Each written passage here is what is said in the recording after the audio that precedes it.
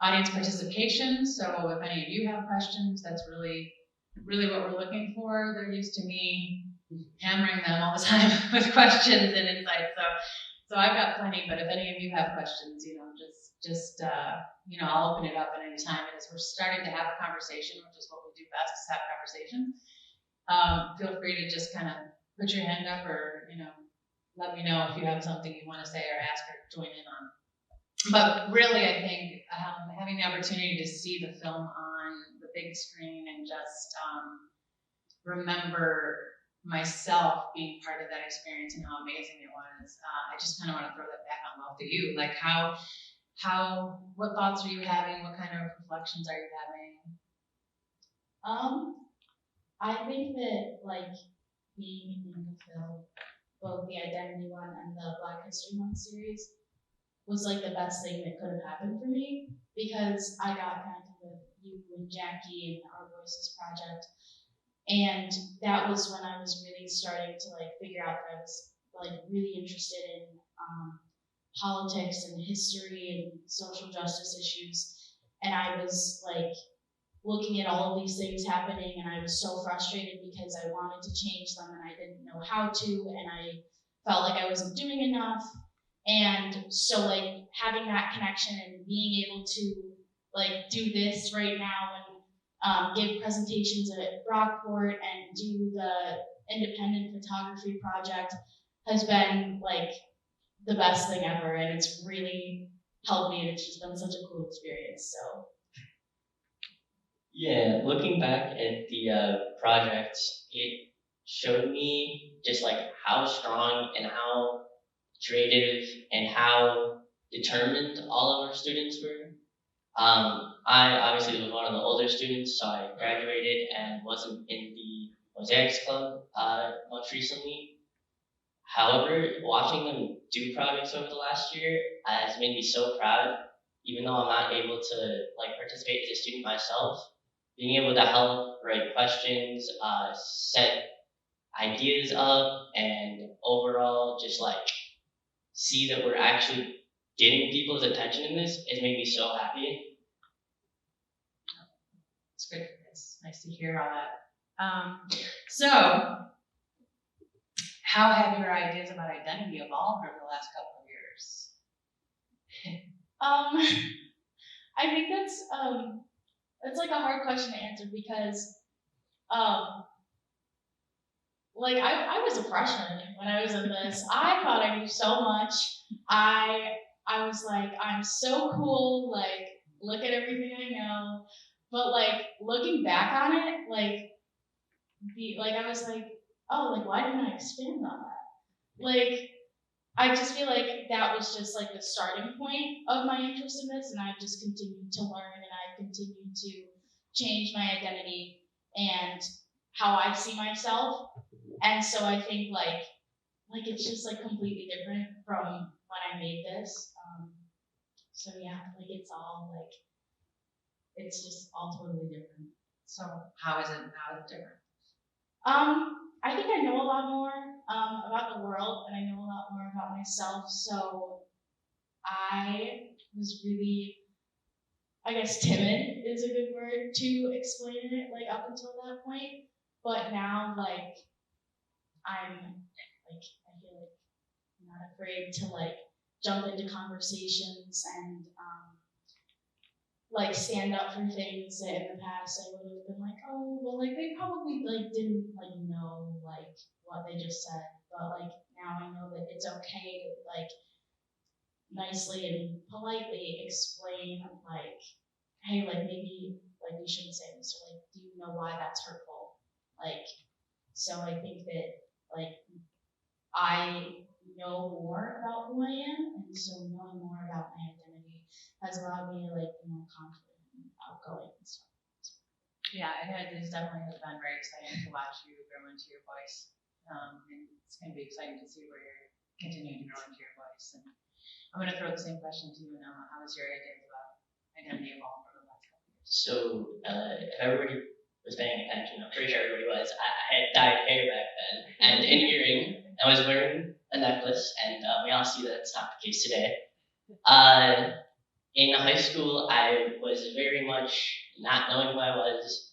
I was kind of just acting out, trying to figure out what I could be in this world. But now that I graduated high school, I even tried to take a semester at college, and that was a little rocky for me. But that's okay. We will get back. We'll be stronger. Um, but yeah, over the last years, I found that even though music is even a big part of me, like I said in the film, it's not like the only thing I can do. I think next year I might go back and try and become a teacher for math because I was pretty good at that in high school. And the more and more I looked at myself over the years that I wasn't in school, it made me realize how much I missed learning new things and how much I missed seeing other people learn new things. So yeah, I think if I had to show how my identity changed in the last 2 years, it would change from like a rebellious high school student to hopefully a new and upcoming young adult who's ready to change the future for the kids. Wow. Okay. That's, I'm dying up here, you guys. Okay, so nice. The only, I was going to kind of like jump into revisiting some of the questions you guys did discuss in the film. If you want to jump into that now, or does anyone have anything they want to add or jump into? Oh, cool. For Nolan, have you seen change in the curriculum or the content at the high school level based on the things you all have done? And have you commented on trying to do that and you've seen that in action? So while, like I said, I graduated high school right after this project, I didn't see it firsthand, but my brother being in school, I saw that the school was at least trying to highlight some more people who probably weren't highlighted in our original curriculum. And along with the land acknowledgement that we put up right behind the high school, that was huge for me. It allowed us to highlight all of the Native Americans and people living in our community.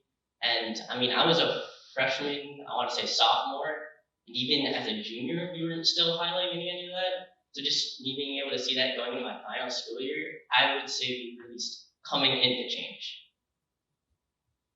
Yeah. Is there any other questions? Okay. So, we put the parents on the chopping block here. So that was a big question, and that generated a lot of conversation about how your parents or your friends or other adults in your life influence your identity. How has that changed? Or we can just skip over right into how have they helped shape your identity, right? Because I think it was pretty much across the board a consensus that there was influence there.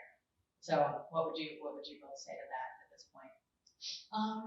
I wouldn't be here without my parents. Quite literally. Well, yes, but also I wouldn't be doing this without my parents. Like everything I've done, they've always encouraged me and applauded me for it, and like I know that I can talk to them about anything. I can reach out to them for help about anything. And they've really helped me be comfortable in who I am. And they're just the most supportive parents. I think that I'm the luckiest kid in the world because they are so awesome. But like my teachers in high school have all been really, really great. In 9th grade, my French teacher, I was sitting in his class, and me and another girl, this was when France was trying to ban Muslim women from wearing hijabs, and me and another girl in our class said we were going to talk about the cultural things and current events. And he said, well, what do you have in mind? And we brought that up, and he allowed us to have the space to talk about that and ask questions and just like share our feelings about it. And I remember that being one of the first times that a teacher had ever done that, had like created that space, and that continued in like last year. My history teacher is like probably my favorite teacher, and he like we just, in AP US history, we talked about a lot of hard things, and we went in detail about like enslavement and just all of the injustices against indigenous people and different groups of people. And he again gave us the space to talk about that, ask questions, share our feelings, and like all my teachers have just been so like amazing and supportive and aware of how we're all growing and changing and learning. And I think that like that's been really helpful. And my friend that I talked about in the film, still my best friend in the world, still inspiring me to do my best. So yeah. Awesome. Same. No, the question was, how have your parents, teachers, your friends influenced your identity? So from a young age, I want to say probably started in days, about 8th grade. We found out I was really good at math. This is where a lot of my academic kind of stresses started playing in. We found out that I was good at math and good at science, so we said, let's do advanced classes. And while that was, a good path, it stressed me out a lot.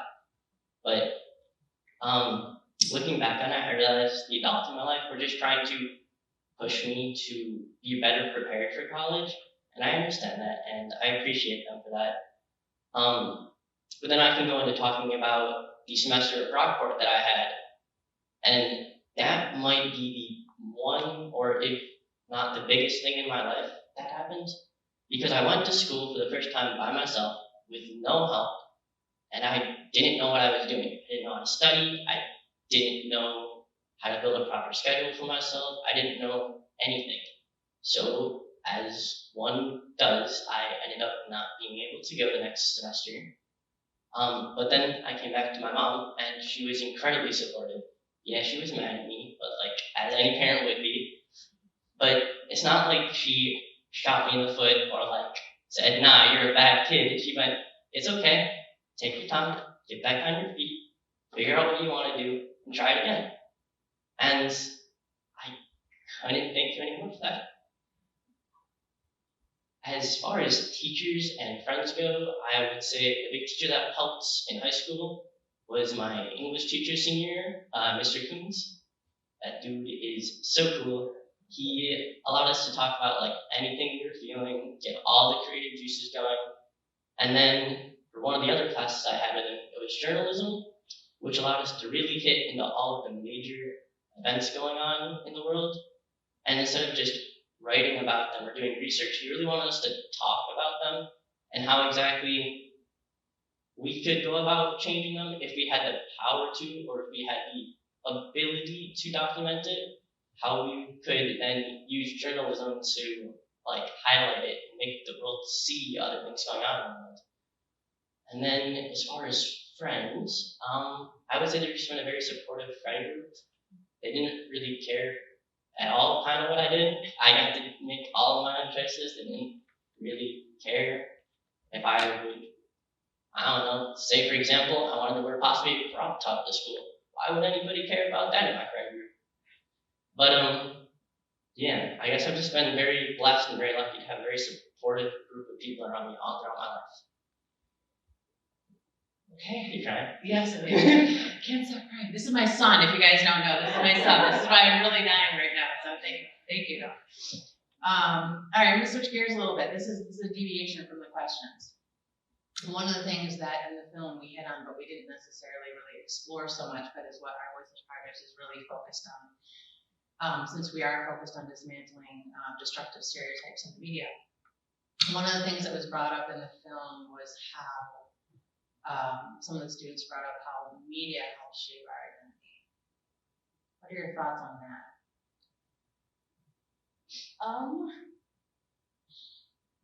don't really know how to answer that question. I think what we see is how we are going to start to carry ourselves and our thoughts and our opinions. So it kind of depends on what you expose yourself to. if you stick to one news channel, that's where you get all your information from, and you stick to one like side of the like media, I guess, like you're not exposing yourself to different things, and like that's a choice, and that's going to impact you and like how you carry yourself and who you are.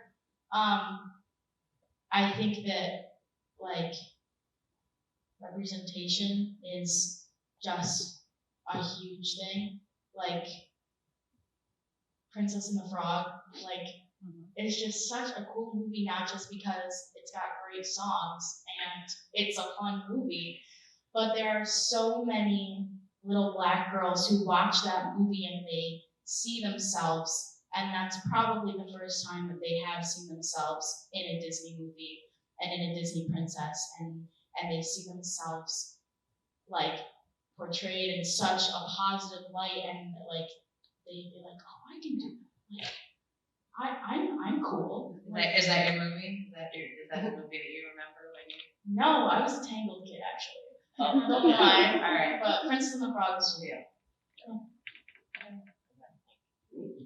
I did. I put you guys on the spot. Yeah.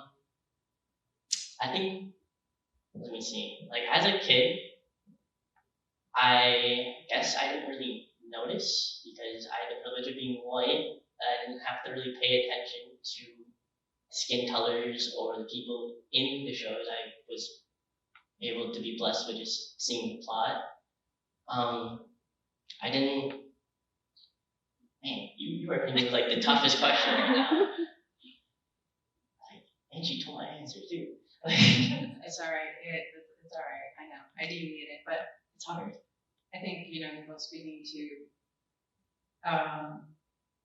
issues of representation, and then, where there'll be lots more opportunities through our student coalition to talk with students and get more feedback from students in this area. But really, that concept of representation and not only being represented, but what does that really mean, and what are we really getting at, and how are people being represented? So we'll table that. But does anyone have any other questions for? Great, fantastic. I was thinking on that medium, like that question of like, if you think back as a kid and thinking about your own identity and where you came from and where you are now, do you have kind of one like favorite movie, film, TV thing that has stayed pretty core in your identity, and do you have a cringe TV movie, film, media thing that you're like, oh, when I was then and here I am now, and I understand that piece of media that was important to me. Yes yeah, and it's actually the same movie for both of those. So when I was little, me and my sister and my cousins, we'd all go to our grandparents' house, and we'd sleep on the pull-out couch in their living room, and we'd choose from the VHS tapes, and it was like Harold and the Purple Crayon, Peter Pan, and like a couple other old Disney movies, and I always wanted to watch Peter Pan. Like there was just no question. Sleeping at Grandma and Grandpa's house or watching Peter Pan. But also, there are a lot of negative portrayals of Indigenous people, and it's my favorite movie. It's my comfort movie. I listen to it every night before I fall asleep.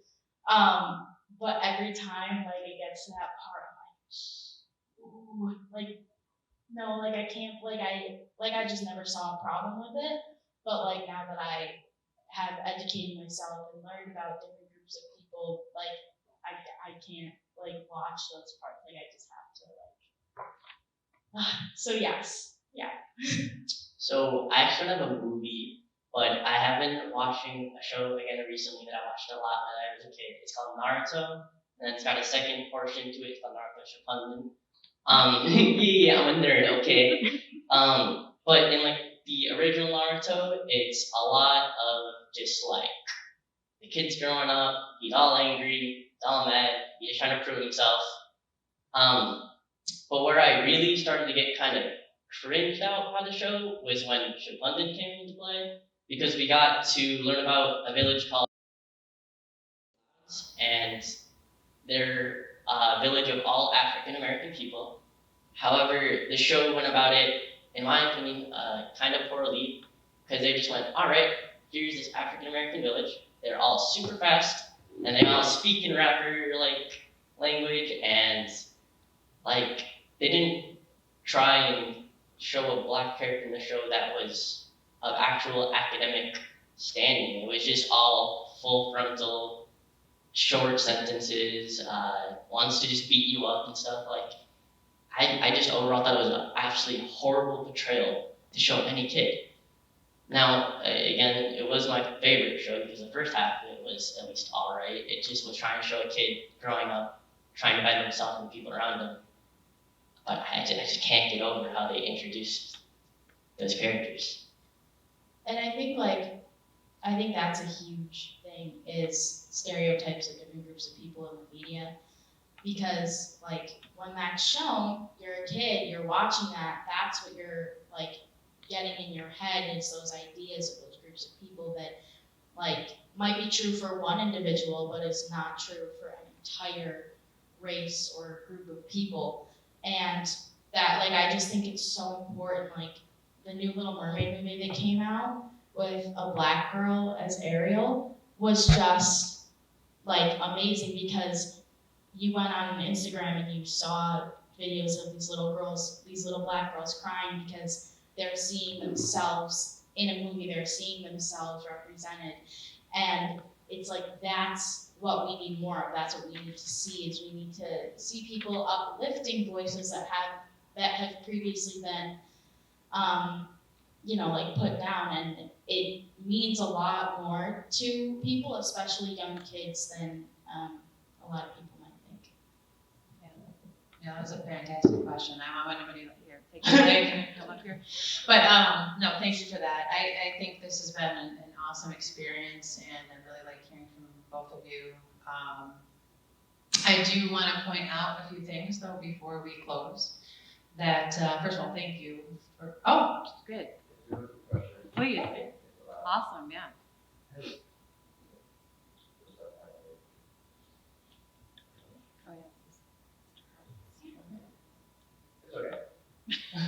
I'm sorry.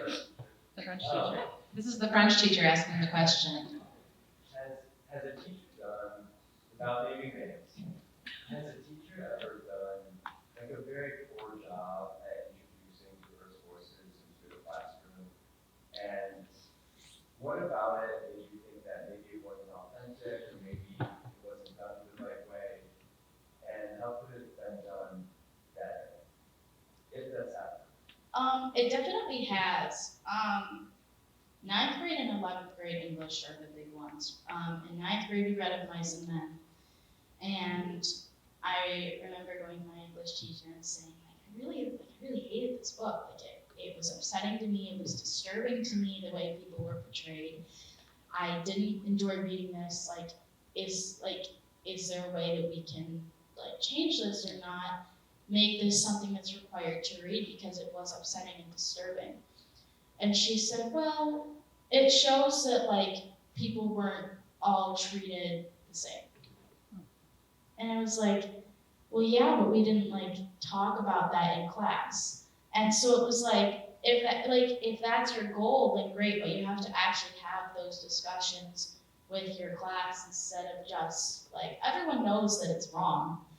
Or everyone should know that it's wrong, but you need to have the conversations about why and what can we do to change it, and why this has not been changed. And you need to have conversations that make it effective. And it was the same thing in 11th grade English. We read Huck Finn, and I remember calling my mom when I was reading it. She was at work, and I was just crying like I was a mess, because it was such a hard read, and it was so disturbing and heartbreaking, because I'm sure you've all read it, but there was a man who was enslaved, and he was trying to get to freedom, and he had almost gotten to freedom, and he was talking about how he was going to save up all this money that he earned working to buy back his family from enslavement. And I'm biracial, so to think about like my papa's grandparents, or even like my papa having to do that, or my dad having to do that, was one of the most upsetting things that I've ever had to think about. And we didn't have those discussions in class of like, and I'm pretty sure it was me and one other black girl in our class, and we never had a discussion about why like that's so wrong and why that's so upsetting. And I, same thing, I talked to my teacher, I said, this book was so upsetting, I really like hated reading this, why are we still reading this? And she said, because it shows how people were treated, like you can learn from it. And it's like, yeah, we need to learn how people were treated, we need to learn why it's upsetting, but there are better ways to go about it than traumatizing students who are impacted by this. So there have definitely been times where I think teachers tried, but like didn't go about it the right way. I don't have quite the same answer because I can attest to earlier as a kid, even in high school, I probably wasn't looking as much as I should have about all the issues. But one thing that did come out is in social studies through I want to say it's our entire school. I'm not going to go and play an entire round of it, but I know we do this Black History, they say month or even project, but I think it's usually only a few days, and I think that's what really gets me mad, is that there's a whole month dedicated to learning because it's so important, and we only take like maybe a week at most to try and learn some more stuff. I personally think we should take that entire month. That's what it's meant for. I agree with that. Even like in Black History Month and like science classes, taking 7 minutes out of your class to highlight a Black scientist or microbiologist or a Black mathematician, or like there's a whole like hidden figures. Like it takes 7 minutes to take the time out of your class to highlight those figures for kids to see themselves. Like Tracy talked about, there are not a lot of Black women in the STEM fields, and it's important for Black girls who do want to go into that field to have that representation. And so in that month to not take 5 to 7 minutes, like I understand there's a lot of curriculum that needs to be covered, but like even just a couple days a week during that month. Actually, my chorus teacher was good about that. Yeah, no, you don't have to justify your answer. Okay. Sorry. So, you want to set up a focus group? You set up a focus group and get all your answers, Mr. Hartz. Yeah, like definitely part of this is a good segue into talking about our student coalition, because we very purposely have created a student coalition. I think that the information's behind me. We are, Jackie and I, through Our Voices, so I obviously eventually joined Our Voices Project. I was like, I got to join Our Voices Project after working so diligently with them. And we wanted to kind of work with other schools in other districts, and we were having a really tough time doing that. We created, instead of that, our own coalition, our own student coalition, and our goal is to attract students from across the 21 districts in Monroe County. And the purpose really is to just get just a bunch of like-minded students together who want to talk about things that are important to them and learn how to use their voices. Kate kind of alluded to some of the opportunities that we try to give our students, whether it's presentation opportunities, tabling opportunities, which does lead to how do you use your voice to talk about the things that matter most to you.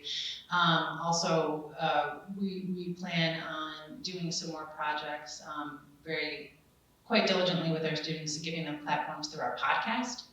So if you know of any students or are interested, if you join our newsletter, you can catch more information on what's going on with the Student Coalition, but we are actively recruiting. We have an info session on the 21st of October at the Ironquois Public Library, but we do plan on launching a series of podcasts, monthly podcasts, with student voice. It's going to be all student voices with a variety of topics. As you see, we probably could have kept going and going and going. We hit on the right topics. They've got plenty of things to say.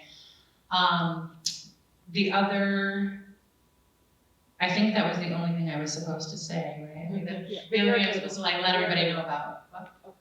She's coming. Yeah. So we've got a lot of things going on, but if you check out the website, we'll keep you updated. Jackie's gonna chime in. Yeah, make sure you visit the table. So even if you aren't obviously a student, but you know someone who is, or you have a student who is in high school, be sure to stop by our table and sign up for our student coalition. We're setting up an email list so we can send you all that information. Thanks again all for being here. And when you visit our table, if you want to fill out an audience feedback sheet, we would love your opinions. But yeah, we're super grateful for you all and thank you so much. Thank you. Thank you.